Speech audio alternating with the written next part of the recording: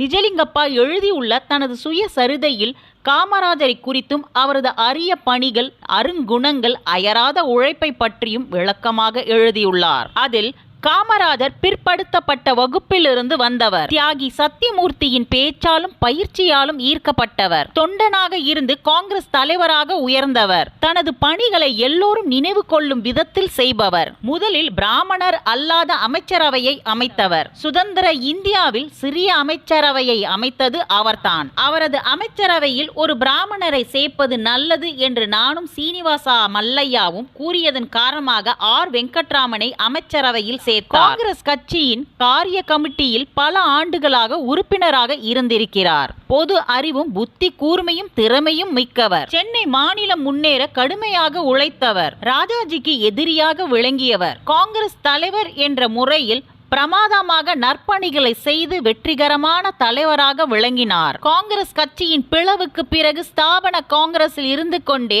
பிரதமர் இந்திரா காந்தியின் கரத்தை வலுப்படுத்துங்கள் என்று அறிக்கை விட்டது எனக்கு ஆச்சரியமாக இருந்தது. நெருக்கடி நிலையில் இருந்தபோது மொரார்ஜி தேசாய், ஜெயபிரகாஷ் நாராயணன் போன்றவர்களை சிறையில் அடைத்ததை அறிந்து அதிர்ச்சி அடைந்தார். மொரார்ஜி தேசாயும் கைது செய்தார்களா, அவர் சிறையிலே இருக்கிறாரா என்று வேதனையுடன் கேட்டார். அதற்கு பிறகு காமராஜர் நீண்ட காலம் வாழவில்லை. காமராஜர் ஒவ்வொரு மனிதர்களாலும் மதிக்கப்பட்டவர். எளிய பழக்கம் உடையவர், எளிய உடை அணிபவர், சிறந்த ஞானம் கொண்டவர், இறுதி மூச்சு உள்ளவரை நாட்டுக்காக உழைத்தார். தனது வாழ்வின் இறுதி காலத்தில் அவர் மகிழ்ச்சியாக இருக்கவில்லை என்று விளக்கமாக எழுதியிருந்தார்.